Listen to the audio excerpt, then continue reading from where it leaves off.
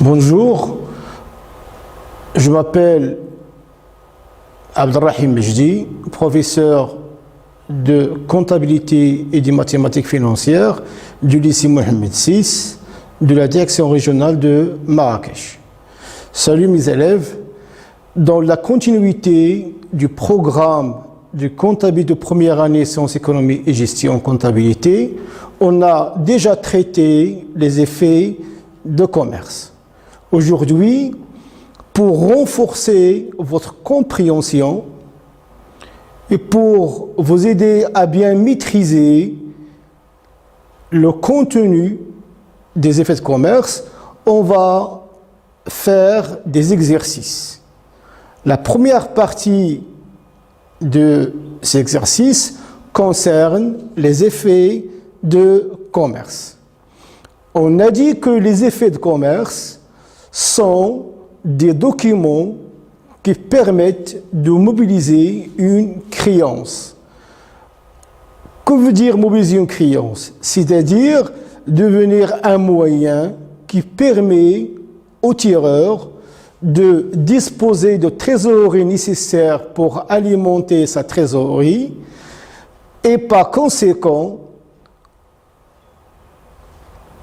utiliser sa relation avec la banque en lui négociant les faits en contrepartie des frais. Là, on parle de l'escompte de l'effet. Puis, comme moyen pour régler une dette, et là, on parle de l'endossement.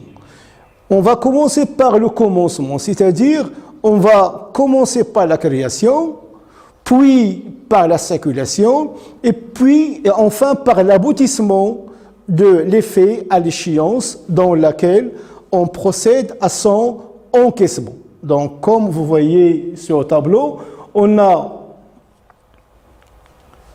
effet de commerce, exercice, création, c'est-à-dire le jour de la création de l'effet, la circulation qui se fait entre la période de création et la période d'encaissement. Et là, on a deux opérations, soit l'endossement, c'est-à-dire utiliser l'effet comme moyen pour régler son fournisseur, soit l'escompte, c'est-à-dire négocier l'effet auprès de la banque pour avoir de l'argent pour alimenter la caisse. Donc, on va commencer par première application, la création des effets de commerce. L'entreprise Itoumi a effectué les opérations suivantes. Le 1.3, achat de marchandises à crédit de Saïd, fournisseur, pour 13 000 dirhams, TVA 20%, facture numéro 66. Le 2.3, vente de marchandises à crédit à Salim pour 15 000 dirhams, TVA 20%, facture numéro 111. Puis, le 6.3, on a souscription de billets à ordre numéro 13 à Saad pour le montant de la facture numéro 66, échéance le 10-4. Là, la facture numéro 66, c'est là. Le montant, c'est 13 000 dirhams. Puis, on voit à Saad de la traite numéro 261 pour le montant de la facture numéro 111. Là, le montant, c'est 15 000. Puis, le 9.3, Salim a retenu la traite numéro 261, accepté et domicile à sa banque. Quand vous dites accepter, ça veut dire signer et avaler. Et domicile à sa banque, ça veut dire que le lieu de paiement, c'est la banque de Salim. Collection. Le 1.1. Donc, le 1.3, achat de marchandises. On a débité le compte achat de marchandises, 6111 pour 13 000 dirhams. Et on a débité aussi le compte 3455.2 et sa TVA récupérable sur charge pour 2600. Il a crédité fournisseur pour 15 600. 2600, ça veut dire 13 000. Multiplié par 20% de TVA, c'est 2600. Le total, c'est 15 600, c'est la somme des deux valeurs. C'est une opération basique de enregistrement des charges. Le 2, vente de marchandises. Donc là, on a dit crédité le compte vente de marchandises 7111 pour 15 000 dirhams. et ta TVA facturée pour 3000 dirhams.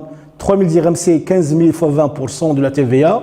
Le total, c'est 18 000 qui est imputé au débit du compte client, facture numéro 111. Donc là, ce sont des opérations d'enregistrement de charges et de produits basiques pour l'entreprise. Et donc, on passe le 6.3. Donc là, le 6.3, l'entreprise a souscrit à son fournisseur un billet à ordre. Donc, qui se traduit par le débit du compte fournisseur, donc fournisseur débité, crédité donc par le même montant, donc il est annulé. Et par conséquent, on a crédité le compte fournisseur effet à payer 44,15 par le montant de l'achat. Donc, on a transformé cet achat donc on a transformé cet achat, on a transformé cette dette normale en dette mobilisée par l'effet qui est le billet à ordre numéro 13. Donc, vous constatez que le jour de la souscription, on a enregistré l'opération parce que le billet à ordre ne demande pas acceptation, parce qu'il est accepté d'office, parce qu'il émane directement de client. Donc, une fois souscrit, il est avalé et signé, donc il est créé. Donc, le 7.3. 7.3, c'est le jour où l'entreprise a envoyé la traite pour acceptation. Donc, on n'a mis aucune écriture. Donc, j'ai fait ça pour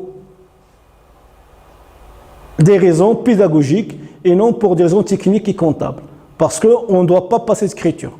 J'ai laissé aucune écriture tout simplement parce que là, on ne sait pas est-ce que la traite sera acceptée ou sera rejetée par le client. C'est pour cela qu'on a mis aucune écriture.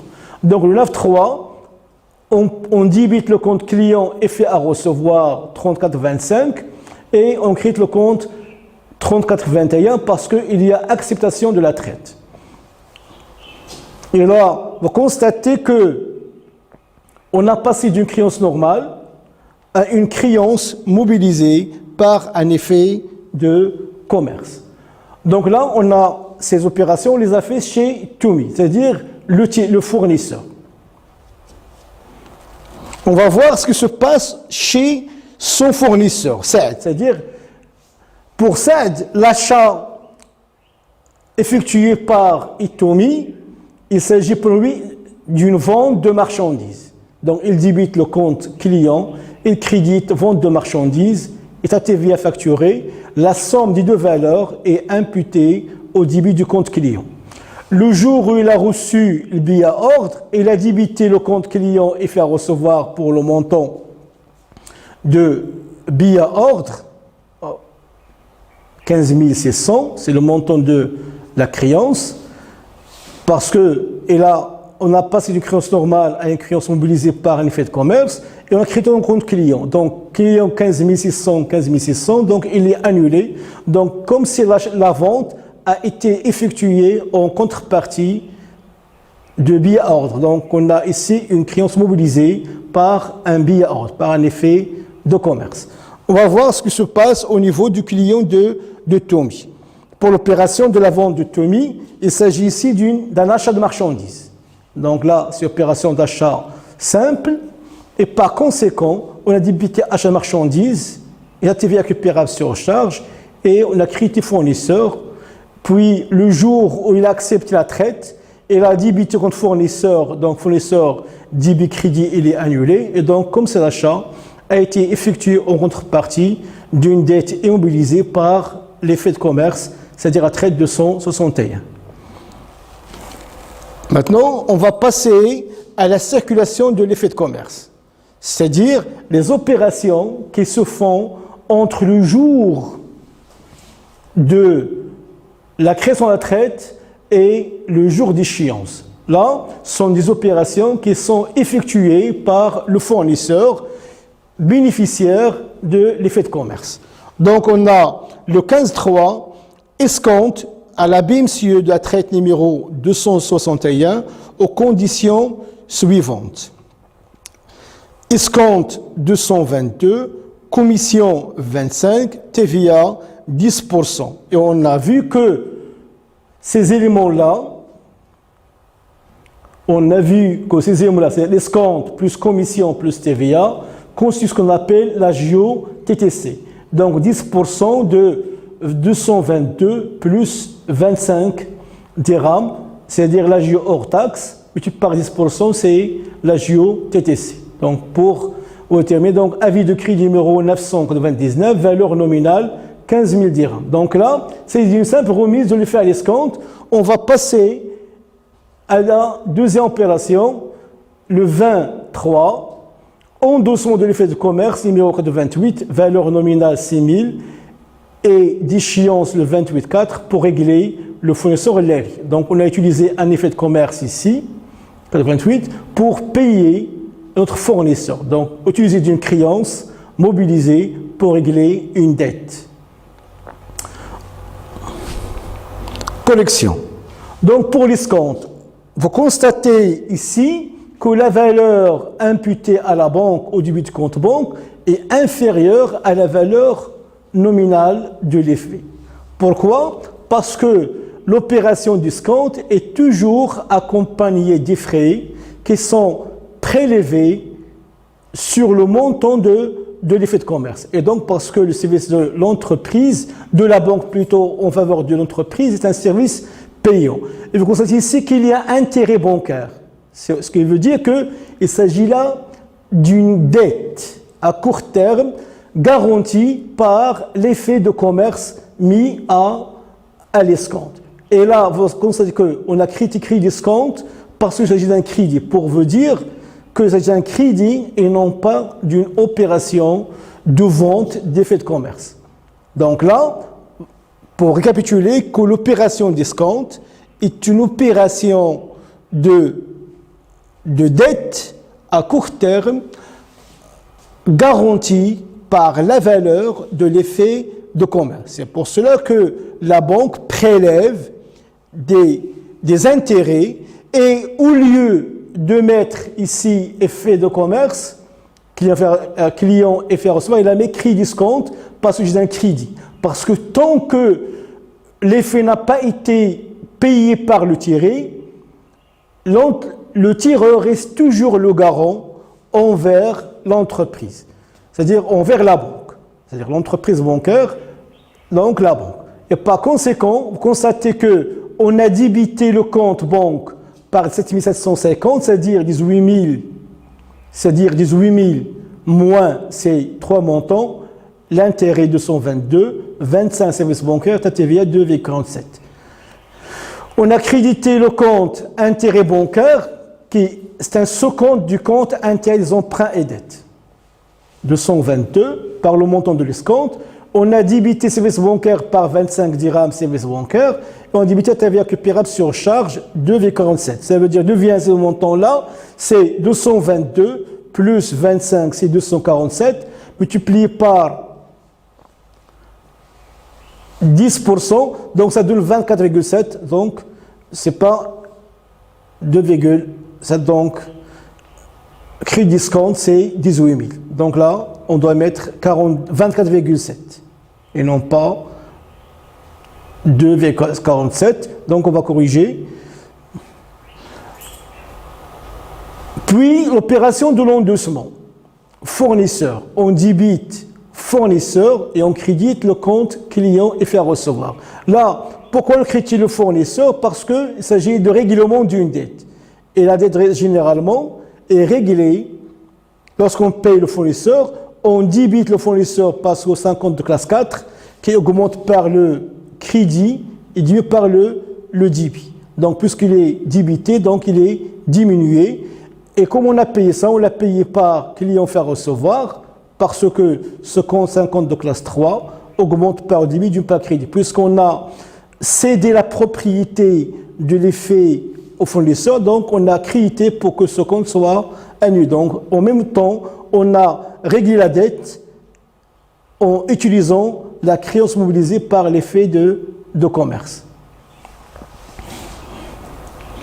Maintenant, on va voir l'encaissement, c'est-à-dire l'aboutissement normal d'un effet de commerce.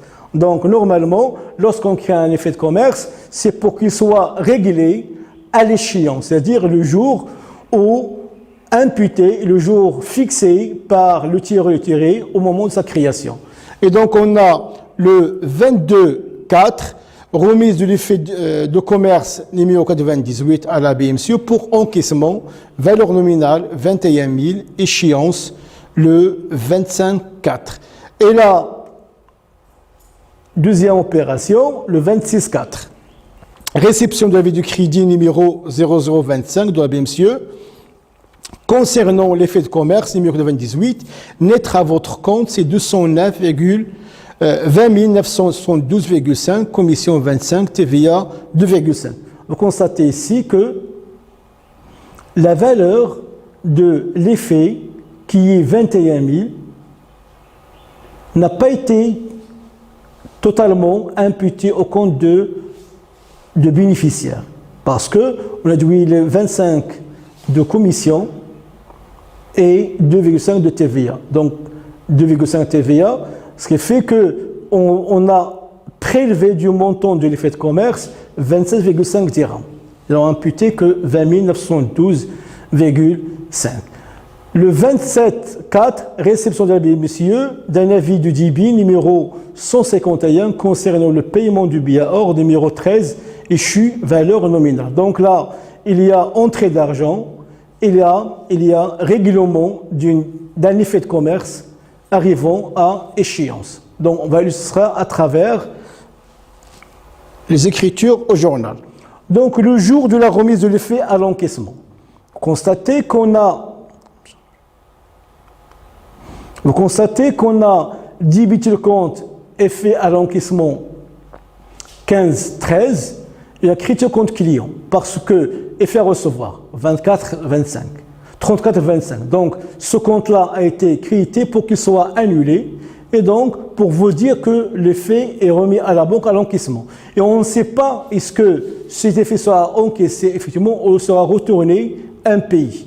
Donc, on s'arrête à ce point-là, remise de l'effet à l'encaissement. Donc, on fait écriture pour illustrer la situation de l'effet de commerce qui a passé d'un effet en portefeuille à un effet remis à la banque pour encaissement.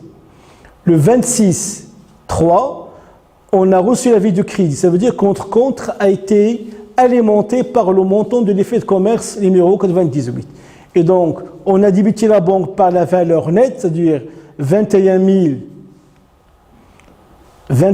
moins les deux valeurs, 20 972,5, et service bancaire et TVA surcharge 2,5. On a crédit fait à l'encaissement. Donc, effet d'encaissement 21 000 débité, crédité, donc il est annulé. Et donc, l'effet a été encaissé moyennant des frais qui sont les services bancaires et la TVA.